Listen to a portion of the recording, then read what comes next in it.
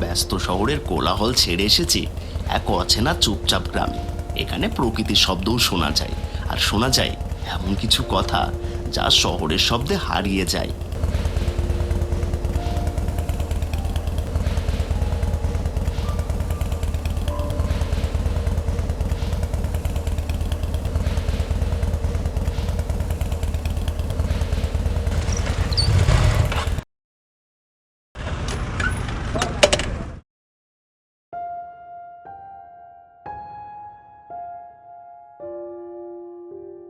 গ্রামের মোড়ের কাছে একটি চায়ের দোকানে হৃদয় থামে। দোকানে বসে আছেন কয়েকজন স্থানীয় মানুষ, তাদের মধ্যে এক বয়স্ক ব্যক্তি, কুদ্দুস কাকা।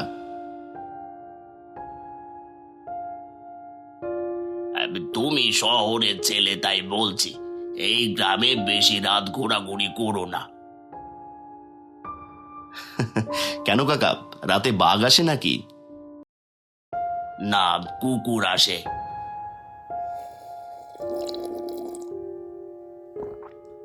চায়ের কাপ থেকে চুমুকের শব্দ। সবাই এক মুহূর্তের জন্য চুপ। হৃদয়ের মুখের হাসি মিলিয়ে যায়।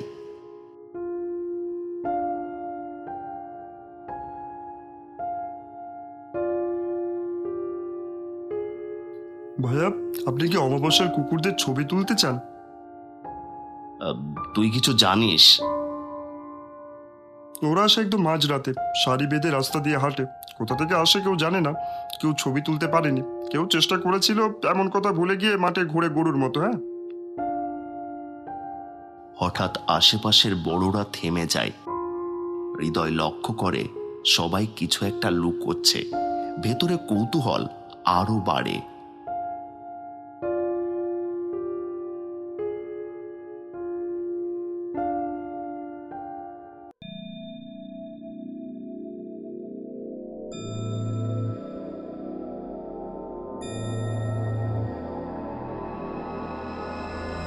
হৃদয় জানালার দিকে তাকায়।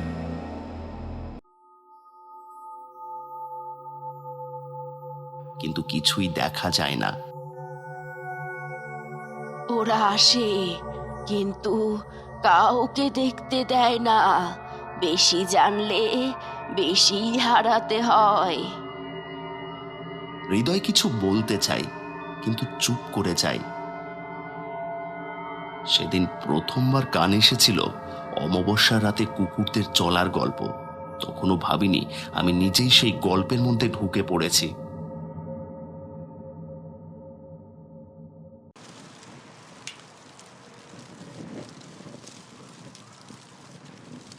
আজ অমাবস্যা, আমি এখানে রাত কাটাবো। দেখতে চাই সত্যি কি ঘটে। রাত গভীর হতে থাকে, বাতাস নিস্তব্ধ, অথচ কিছু একটা ছায়া যেন গা ছুঁয়ে যায়।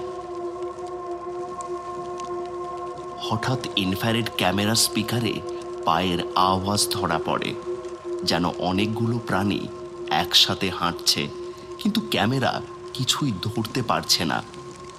হৃদয় কানে হেডফোন দেয়, মনোযোগ দিয়ে শোনে। শব্দ বাড়তে থাকে, হাঁটার ছন্দ মিলছে না। সাধারণ কুকুরদের সাথে যেন কিছু অচেনা ভারী গভীর গলায় হাঁ করে হাঁপাচ্ছে। হৃদয় ক্যামেরা ঘোরাতে ঘোরাতে হঠাৎ এক ঝলক দেখতে পায়। ফ্রেমে হঠাৎই একটি অস্বাভাবিক ছায়া, চার পায়ের ভঙ্গিতে হলেও মাথার গঠন অসমান, চোখে জল জলে আলো। পর মুহূর্তেই ক্যামেরা বন্ধ হয়ে যায়।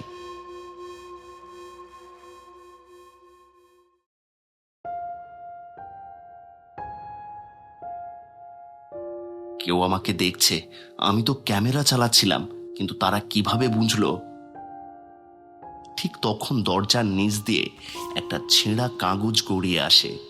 হৃদয় কাগজটি তুলে নেয়। সেখানে লেখা, যারা সত্য দেখতে চায় তাদেরই দেখা হয়। এবার তুই একজনে পরিণত হলি।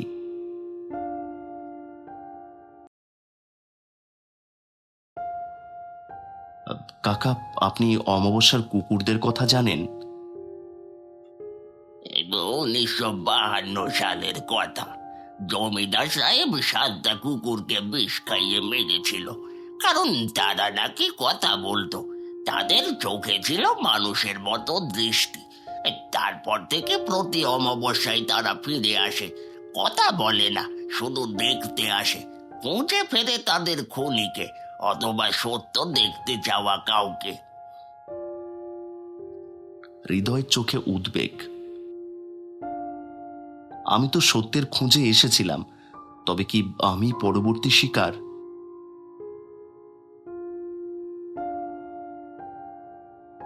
আমি ডকুমেন্টারি বানাতে এসেছি, কিন্তু এখন মনে হচ্ছে আমি নিজে এক ডকুমেন্টারি চরিত্র হয়ে যাচ্ছি। যদি ওরা ফিরে আসে, আমি তাদের স্বাগত জানাবো। যদি সত্য ভয়ঙ্কর হয়, তবুও সত্য।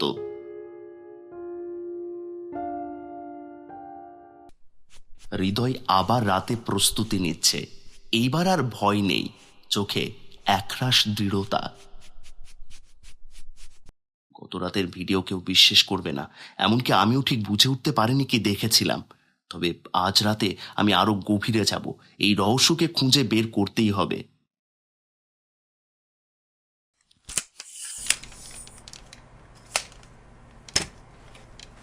ঘড়ির কাঁটা এগিয়ে চলেছে।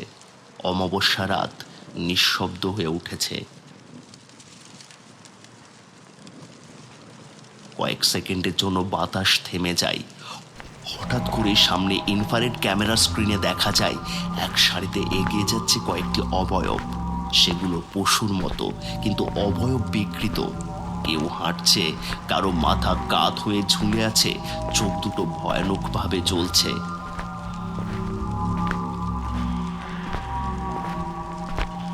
কিন্তু আশ্চর্যজনকভাবে মাটিতে তাদের কোনো ছায়া নেই।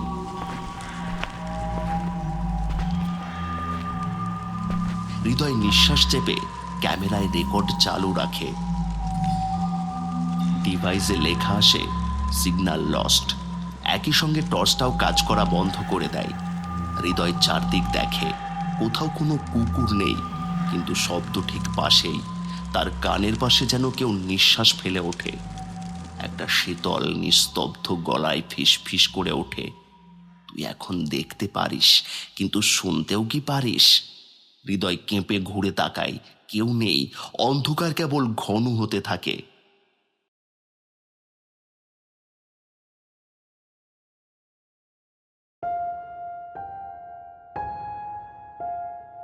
যাদের আত্মা কোনো অন্যায়ভাবে মৃত্যু পায়, তারা মাঝরাতে ফিরে আসে। তারা পুরোপুরি কুকুর নয়, মানুষও নয়। এক ধরনের ফাঁদ, সত্য দেখাতে নয়, পরীক্ষা নিতে আসে। হৃদয় চমকে ওঠে। তারা শুধু সত্য দেখতে চায়, এমনদেরই টার্গেট করে। আমি তাহলে এখন তাদের লক্ষ্য? তুই এইসব কিছু বন্ধ করে চলে যা, এটা খেলাধুলার বিষয় নয়। এখানে যারা দেখে তারা আর স্বাভাবিক থাকে না। আমি যদি চলে যাই তাহলে কি অন্য কেউ রক্ষা পাবে? না কাকা, আমি দেখতে এসেছি, এবার বোঝার পালা। সেই অন্ধকারই আমাকে টেনে নিচ্ছে।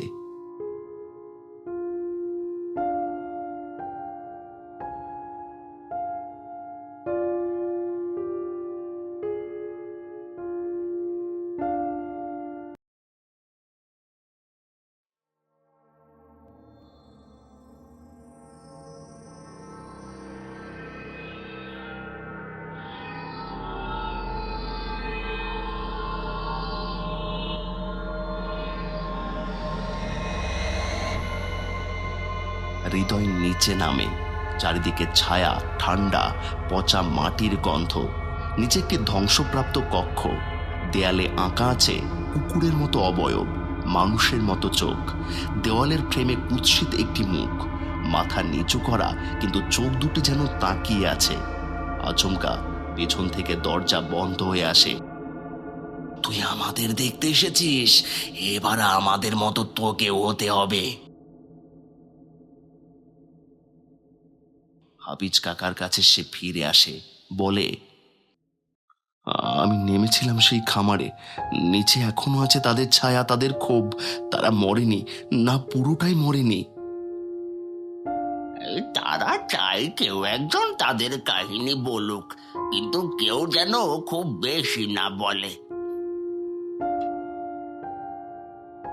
ইউটিউব ভিডিও প্রকাশ পায়। হৃদয় তার ইউটিউব চ্যানেলে একটি ভিডিও প্রকাশ করে। ভিডিও ভাইরাল হয়ে যায়। কমেন্ট আসে, আমি ছোটবেলায় এদের দেখেছিলাম, আমার মামা এই গ্রামে পাগল হয়ে গেছিল, ওই বলতো সারি বেঁধে কুকুর হেঁটে যায়, ভাই সাবধানে থেকো, তুমি বেশি জেনে ফেলেছ।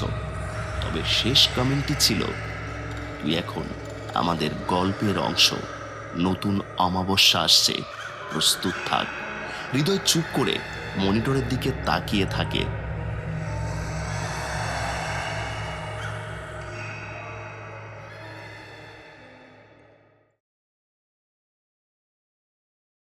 প্রতিবেশীরা অভিযোগ করেছে, জমিদার তার প্রাসাদে বিশেষ এক অনুষ্ঠানে মানুষরূপী কুকুর নিয়ে পরীক্ষা চালাতেন।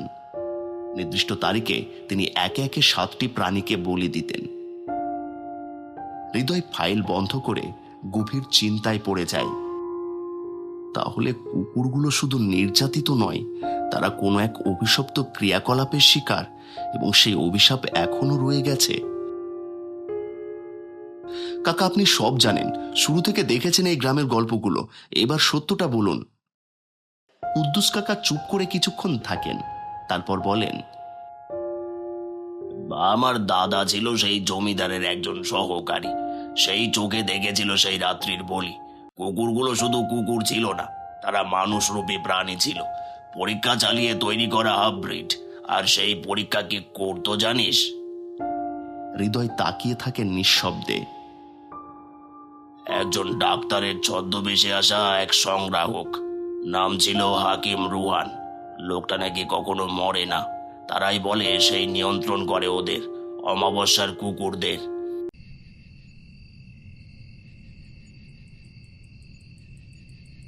পুরো ঘর ধুলো মাখা, দেওয়ালে অদ্ভুত ছাপ, যেন পায়ের ছায়া, কিন্তু পায়ের চেয়ে বড় বিকৃত।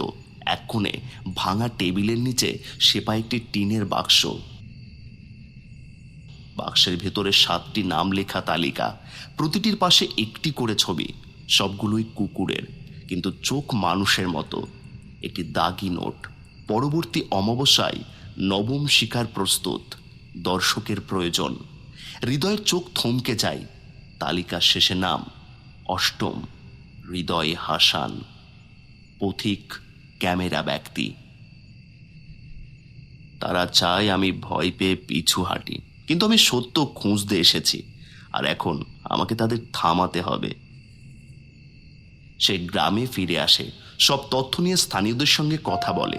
প্রথমে কেউ বিশ্বাস করে না, পরে বৃদ্ধ হাফিজ কাকা আবার সামনে এসে বলেন, আমিও দেখেছি, এখন সময় হয়েছে ওদের থামানোর, অনেক হয়েছে, এবার ওদের অভিশাপ শেষ হোক। গ্রামবাসীরা প্রথমবার সাহস করে পথে নামে। অমাবস্যা রাতের জন্য তারা তৈরি হয়। রাত 12টা, আবার সেই শব্দ শুরু হয়।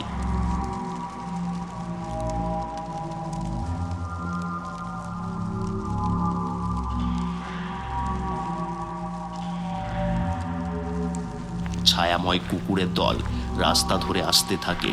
এবার তারা আগের চেয়েও স্পষ্ট, তাদের চোখে আগুনের মতো আলো, গলা থেকে বের হয় গভীর গর্জন। হৃদয় তাদের সামনে দাঁড়িয়ে পড়ে। তোমাদের কথা আমি বলেছি, এখন তোমরা চাও আরো শিকার, আমি তৈরি, কিন্তু এবার শুধু তোমাদের গল্প বলবো না, তোমাদের অভিশাপও শেষ হবে এইবার।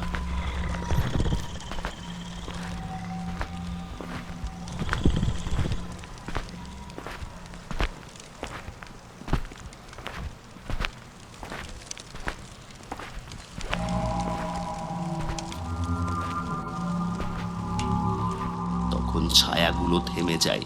এক উচ্চতা থেকে ধীরে ধীরে নেমে আসে এক লম্বা ছায়া, মুখে কাপড় বাঁধা, গায়ে পুরনো ডাক্তারদের পোশাক, হাতে খুলি ও হাড়। সেই হাকিম রুহান। তুমি সত্য দেখতে চেয়েছিলে, পেয়েছো, এখন দাম দাও। হৃদয় পকেট থেকে বার করে তালিকা, কুকুরের ছবিগুলোর বাক্স, আগুন জ্বালিয়ে একে একে পোড়াতে থাকে। কুকুরদের মধ্যে আর্তচিৎকার শোনা যায়, গর্জন স্তিমিত হয়, হাকিমের মুখে ফাটল ধরে, শরীর ঘোলা ধোঁয়ায় গলে যেতে থাকে।